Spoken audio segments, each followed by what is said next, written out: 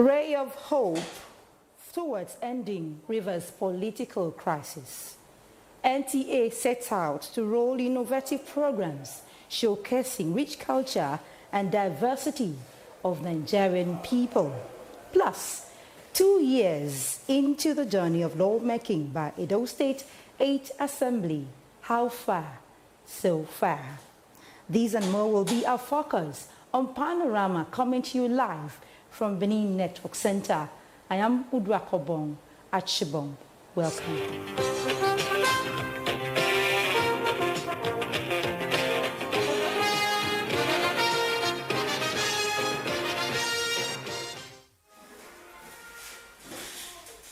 The political crisis in Rivers State, leading to a state of emergency, has been finally resolved. This followed meeting President Bola Tinubu had with the suspended Rivers State Governor Siminalayi Fubara and his predecessor Nyesom Wike.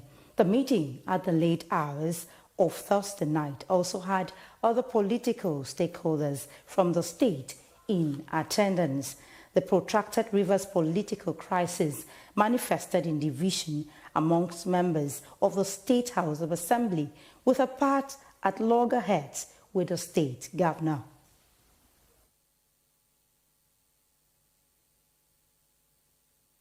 To give God the glory that today is the 26th of June 2025, that peace has finally returned to the state. We all agreed to work together with the governor, and the governor also agreed to work together with all of us who are members of the same political family. Yes, just like humans, you have a disagreement, and then you also have a time to also settle your disagreement, and that has been finally concluded today, and we have come to report to Mr. President that is what we have agreed. So for me, everything is over, and enjoy everybody who believe to work with us, to also work together with everybody. That there's no more acrimony, there's nothing to say we are disagreeing. We have all agreed on everything. So we thank God. For me, it's a day we have to thank Almighty God. For me, it's very important that this day has come to be.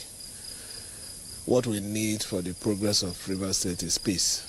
And by the special grace of God this night, with the help of Mr. President and the agreement of the leaders of the state, our leader, peace has returned in Rivers State. We'll do everything within our power to make sure that we sustain it this time around.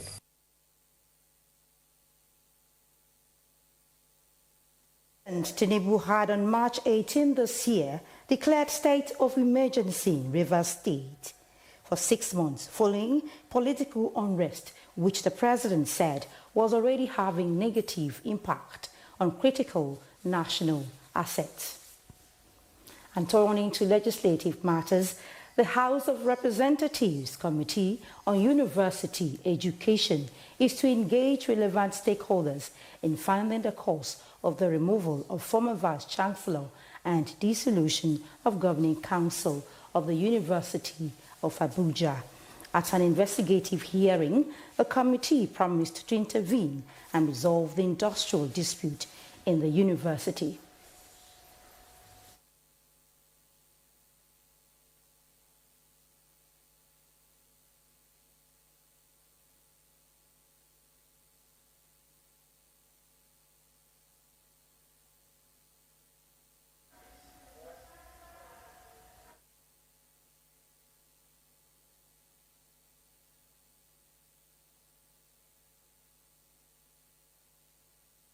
It is my earnest prayer that the lingering leadership crisis created in the wake of the unilateral actions by the government to relieve me of my duties and appoint an acting vice-chancellor from outside the university, which has been expressly prohibited by Section 13 of the University's Miscellaneous Act.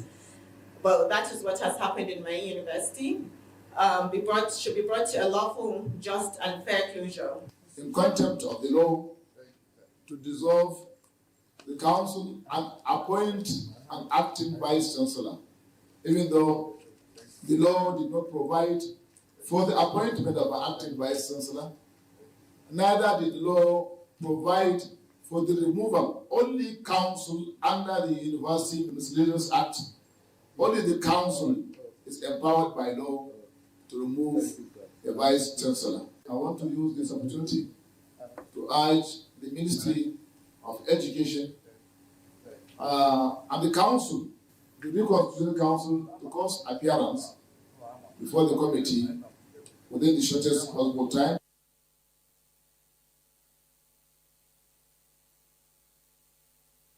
Legislative matters. The Senate has confirmed President Bola Tinubu's appointees for 3 regional development commissions and those for Nigeria Deposit Insurance Corporation, NDIC. National Assembly correspondent Lami Ali reports.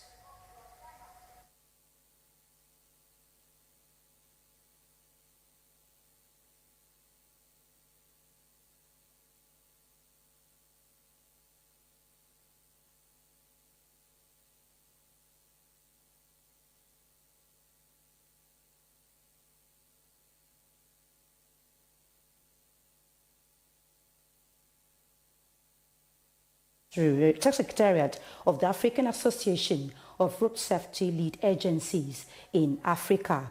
This was announced at the first General Assembly at the Continental Road Safety Body held in Lusaka, Zambia. In a keenly contested election between Nigeria, Zambia, DR Congo and Senegal, Nigeria's Federal Road Safety Corps won by 45% of the vote, followed by Zambia's 40%. It was revealed that Nigeria's choice is due to the Corps' track record being the best agency in road safety management in Africa, aside many other landmark achievements in the continent. According to the African Association of Road Safety Lead Agencies, Nigeria will now produce the Executive Secretary for the day-to-day administration, with the FRSC headquarters to be the location. In a speech, the FRSC Corps Marshal Shehu Mohammed maintains that the digitization policy trust of his administration will be deployed in assisting the Secretariat, saying this is a boost to the Corps to rejig its commitment in service delivery in Nigeria.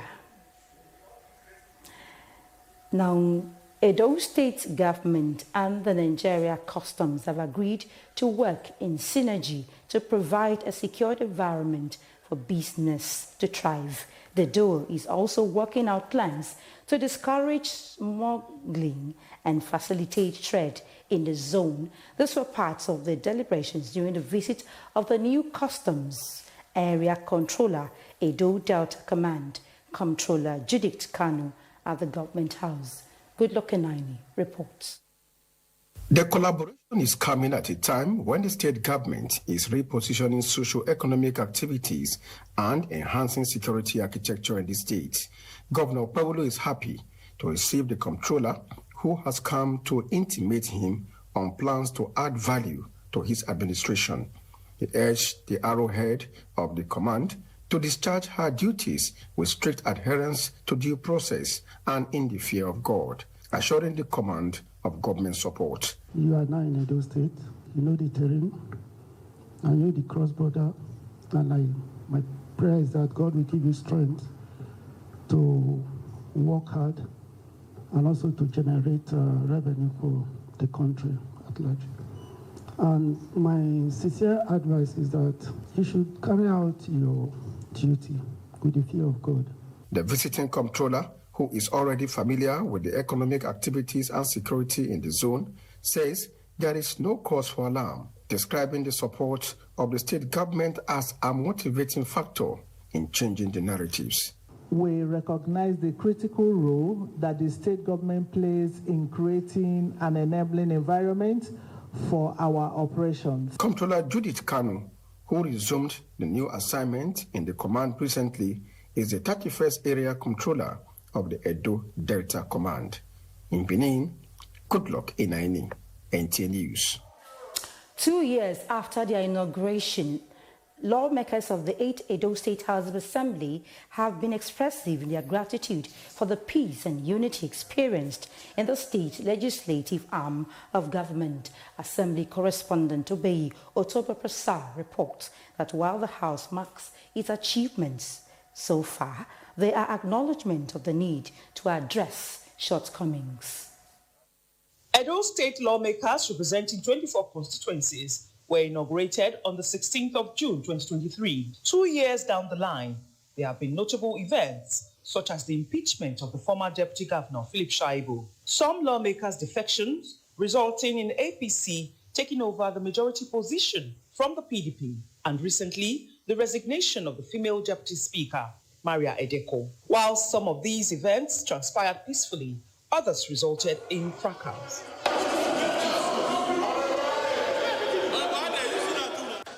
Despite these challenges, the 8th Assembly became part of positive history when it passed the bill for its financial autonomy. So far, the House has passed over 50 bills and 80 resolutions, mainly drawing attention to security and flooding challenges. We have brought in new institutions, a couple of higher institutions, and in the rural area, for instance, the Udomi School of Nursing.